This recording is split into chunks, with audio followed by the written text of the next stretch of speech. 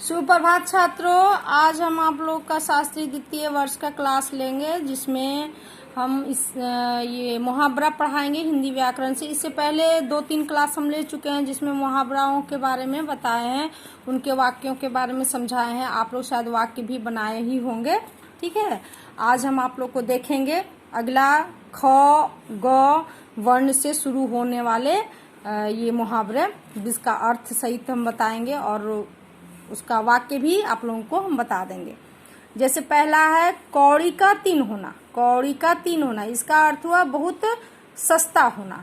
यानी कोई वस्तु जब मार्केट में सस्ती मिलने लगती है तो हम लोग कहते हैं ना, वो सामान कौड़ी का 3 हो गया है। कौड़ी मतलब कम दाम में मिलता है, तो इसलिए कौड़ी का 3 होना का अर्थ होता है बहुत सस्ता होना। दूसरा है छात्रों खबर लेना।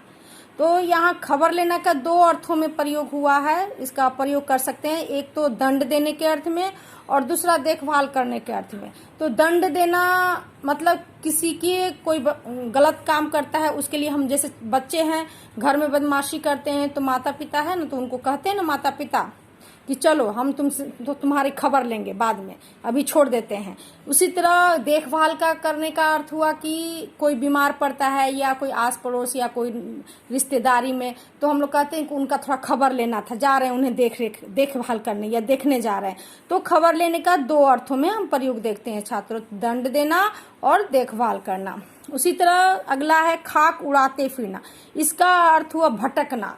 यानी जब व्यक्ति एक जगह स्थिर नहीं रहता है तो और उसका मन विचलित होने लगता है, यानी भटकने लगता है, तो उसको हम लोग कहते हैं खाक उड़ाते फिरना। यानी जिसको कोई काम धाम नहीं रहता है, वो क्या करता है, बिना मतलब का इधर उधर घूमते रहता है, भटकते रहता है, तो उसको हम लोग कहते हैं खाक उड़ाते फिरना।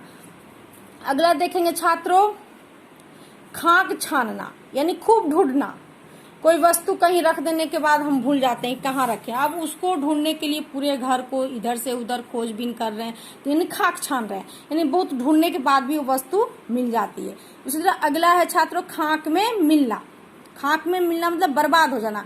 यहाँ पर भी छात्रों 2 अर्थ में हम प्रयोग देखेंगे। एक तो होगा बर्बाद हो जाना, और ये कोई व्यक्ति मृत्यु को प्राप्त हो जाता है तो कहते हैं ना वो खाक में मिल गया, यानी कि वो मृत्यु को प्राप्त हो गया। तो यहाँ पर दोनों अर्थ हो जाता है, बर्बाद हो जाना भी और मृत्यु को प्राप्त हो जाना भी। उसके बाद आगे देखते हैं छात्रों खुशी के दिए जलाना, आनंद मनाना। खुशी का दिए जलाना का अर्थ हुआ आनंद मनाना। यानी कोई खुशी की बात होती है तो हम लोग क्या कहते हैं, खुशी मनाने लगते हैं, तो उसको हम लोग कहते हैं खुशी का दिए जलाना। खुशामदी टट्टू होना, चापलूस होना। कोई किसी के आगे पीछे करता है तो कहते हैं ना कि वो खुशामद का टट्टू हो रहा है, यानी कि चापलूस हो गया है। खून की नदी बहाना, बहुत मार काट करना। कभी कभी देखते हैं कि दुश्मनी के कारण लोग ये नहीं सोचते हैं कि क्या होगा क्या नहीं, उसको मार काट करना शुरू कर देते हैं, खून बहाते, उसी को कहते हैं खून की नदी बहाना। बहुत मार काट होना, खून खौलना, बहुत क्रोध होना। किसी बात को लेकर कोई व्यक्ति बहुत ज्यादा गुस्सा आता है तो उसको हम कहते हैं उसका खून खौल गया है। इसी तरह ख्याली पुलाव पकाना, यानी असंभव बातें करना। ख्याली पुलाव का अर्थ हुआ कि बिना मतलब का स्वप्न देखते रहना कि ये कर रहे हैं वो कर रहे हैं। तो हम लोग कहते हैं ना जो काम संभव नहीं है उसको हम कहते हैं कि काम कर लेंगे। ख्याली पुलाव पकाना हुआ उसका अर्थ।